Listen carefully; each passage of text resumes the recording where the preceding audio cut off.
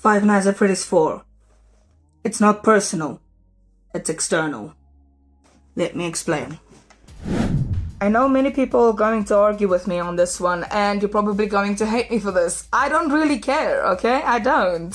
So, I do not believe this is a personal experience that we are playing as. This is no particular character, protagonist that we are playing as. Mini games, maybe.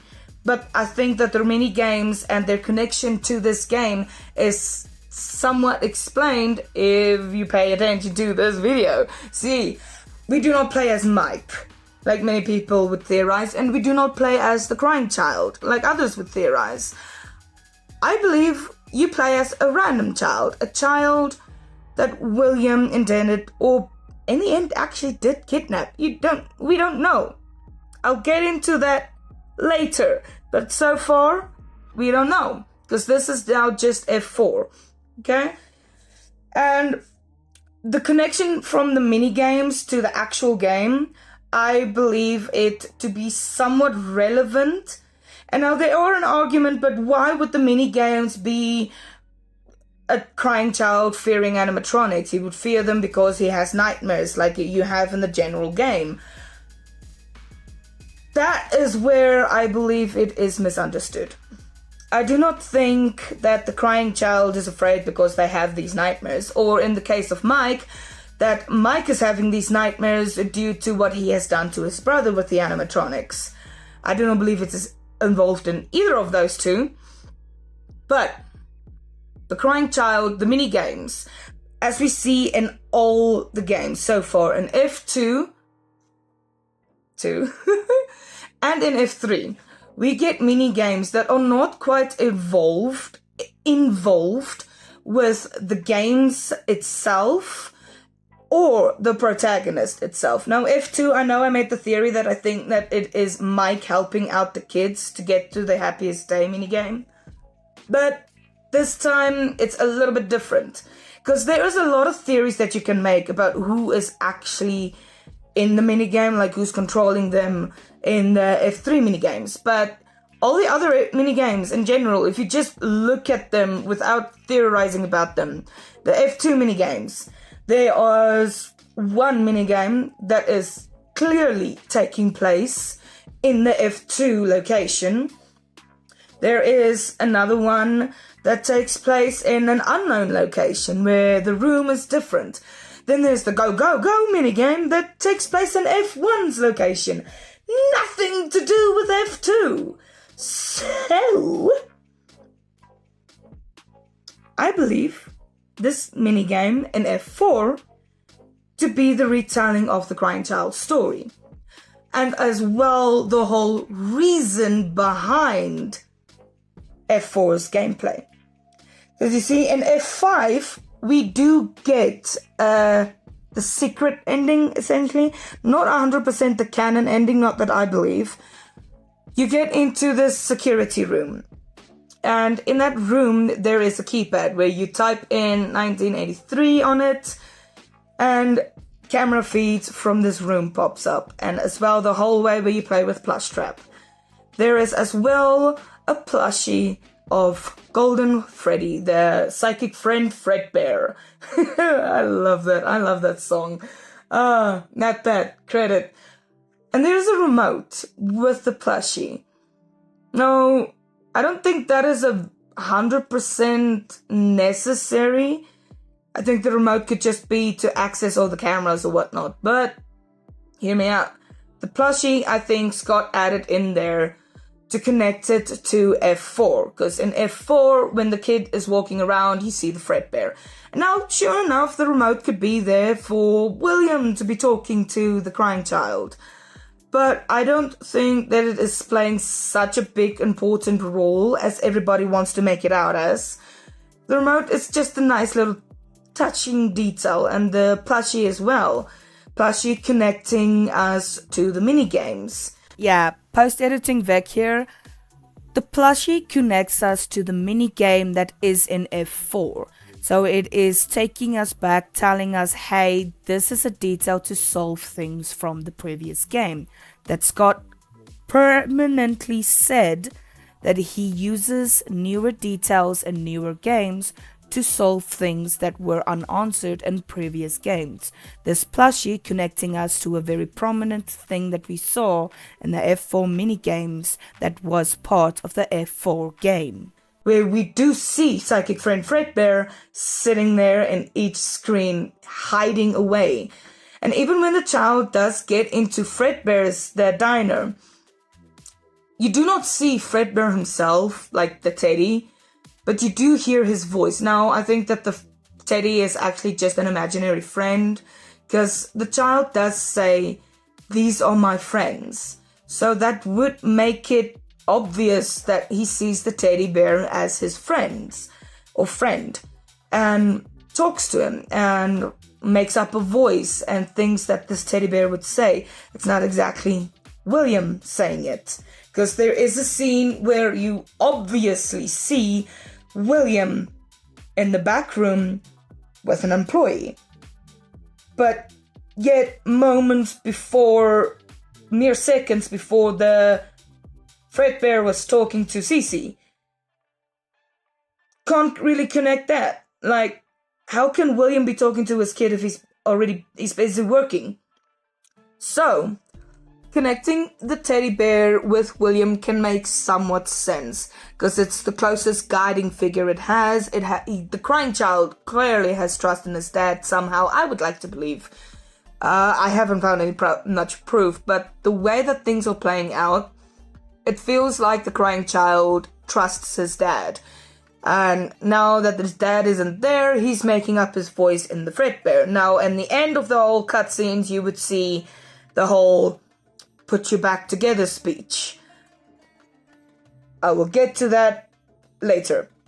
But for now, to connect everything together, yes, the child does die. Crying child gets bitten, bullied into being dead by his brother Mike. He dies in Fredbear's mouth.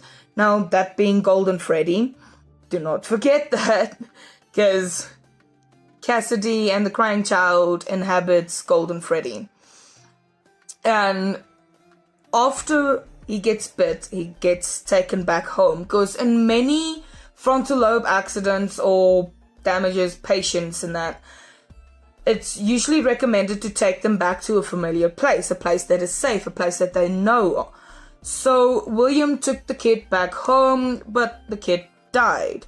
And later on, he figured out that somehow his spirit got attached to this bear. Be it the teddy bear or the animatronic, Golden Freddy, doesn't really matter. In my eyes, it doesn't really matter. But William found out that his spirit was somewhat attached to this. Now, the conclusion that William came up with is fear.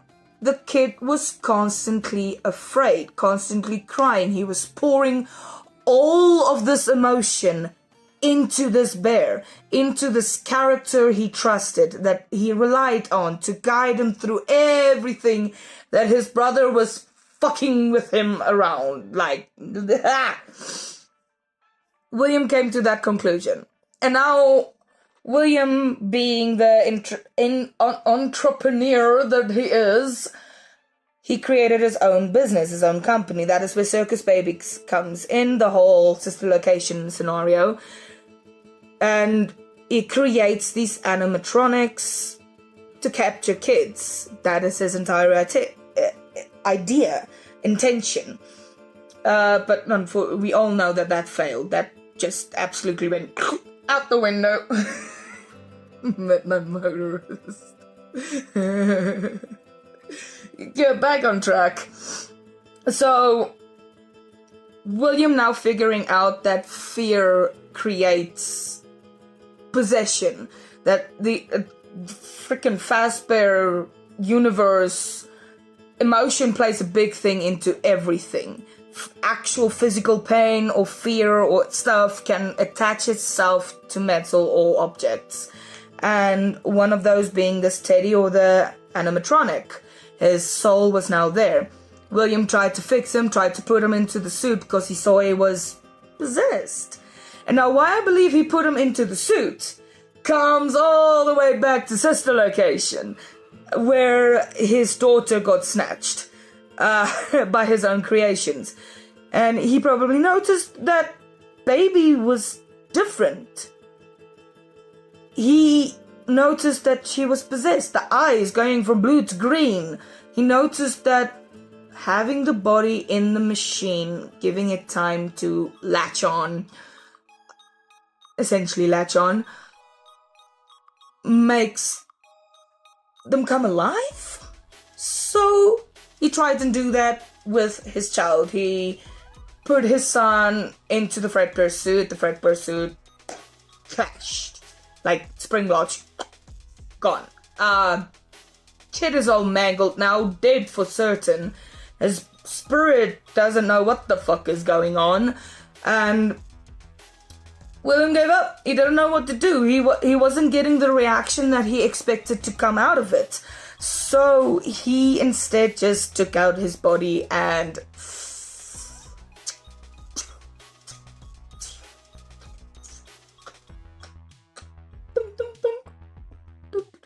if you guys don't fucking get that, guys, there's a Mount Hill. There is, in the security log itself, and I've seen it somewhere else as well, secret grave. In Midnight Motorist, when you go to the house, there is a clearing, before you get to the house, there is a clearing that you can find where there is a mound of dirt. There's not much dialogue about that, but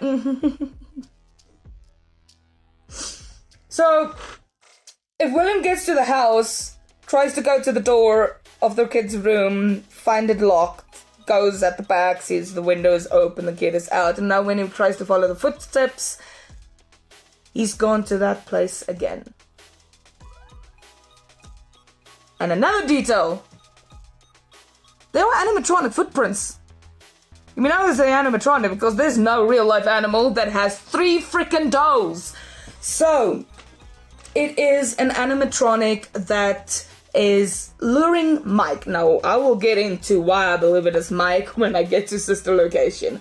Because, Another detail to keep in mind is that the animatronics or the spirits themselves can materialize themselves in a physical form and interact with the world physically.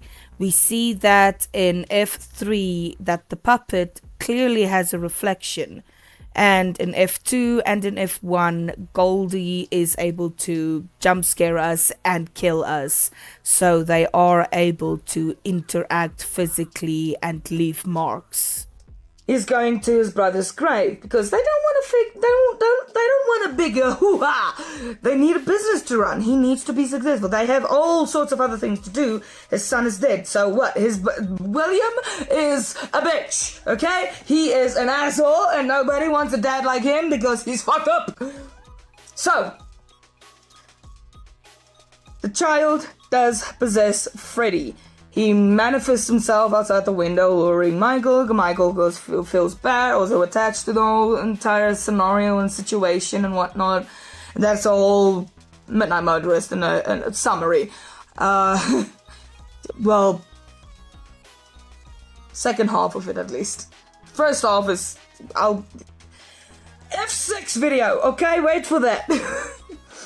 Anyways, back to F4.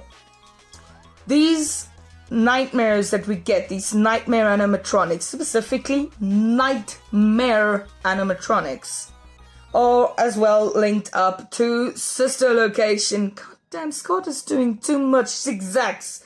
Like, why? Just go, woo! Okay? We don't need a woo!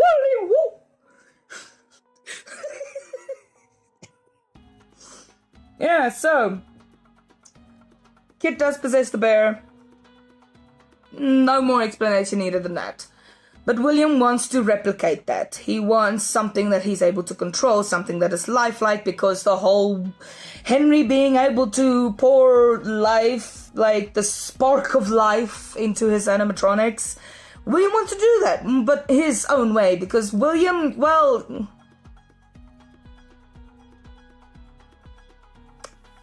Replay the clip. William is a bitch, okay? He is an asshole and nobody wants a dad like him because he's fucked up. Yeah. William. So, he creates this location as well with this location of the bedroom and the nightmares. And now where I think that this is not a personal experience, I think F4 is actually just what Michael assumes would have happened. Now, I know, it's not the canon ending. Stick with me, okay? Stick with me.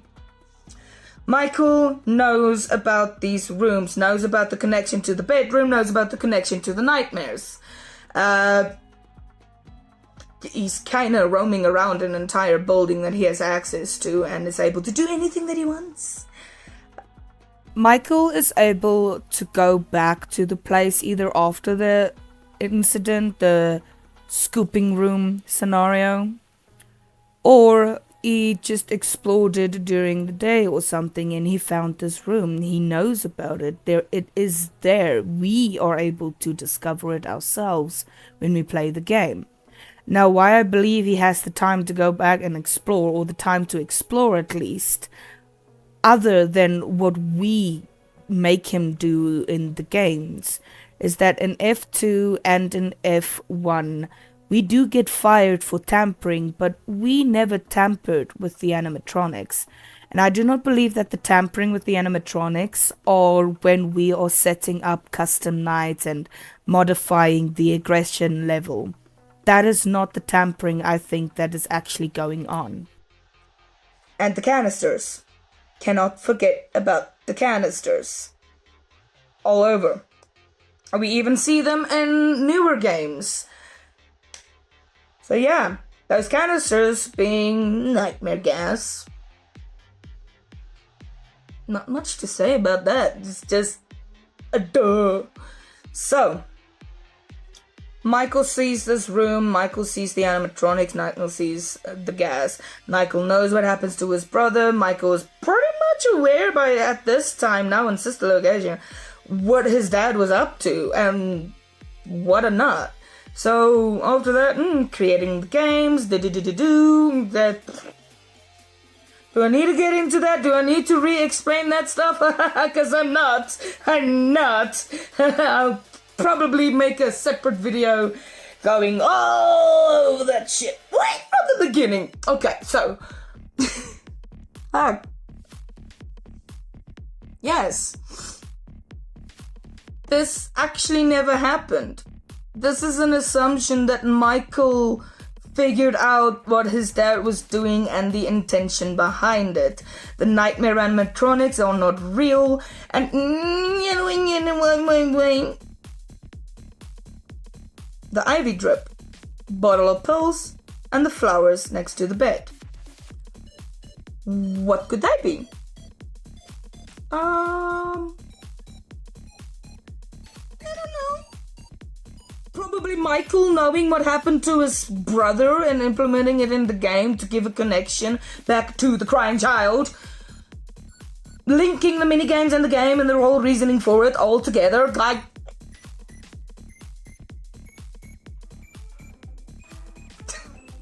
so that's basically it. Yeah, that's basically it. That is Five Nights at Freddy's sister location and F4's connection. Completely summarizing F4. Is this an assumption or the intended use of what these rooms are supposed to be? Just emphasizing and continuing the whole horror aspect and what a bitch William is. That's basically it.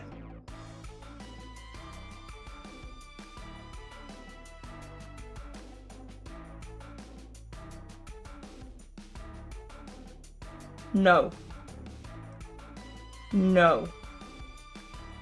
This doesn't mean anything, okay? It doesn't. Scott doesn't even want to give an answer or a hint to it. All that he does say is that it is everything put together.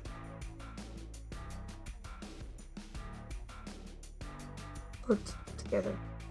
Everything put together. All the details figured out for why this room exists. For why the nightmares exist. For why William continued to try and capture kids. But in the end, not continuing because babies got shut down. But it is the pieces put together because of one thing. The box. Hope you guys enjoyed this video because it is a short one. It's not much to talk about but that. Basically, yeah. I hope you guys enjoyed. Because No.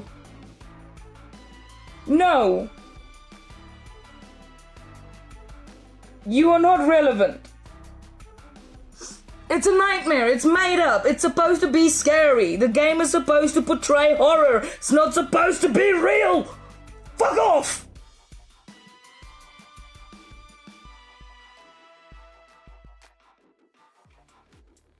Leave a like, subscribe, and comment down below anything else that you think that might be interesting, because I don't think there's actually that much about F4 that we can talk about, because simplicity-wise thinking, this is the answer.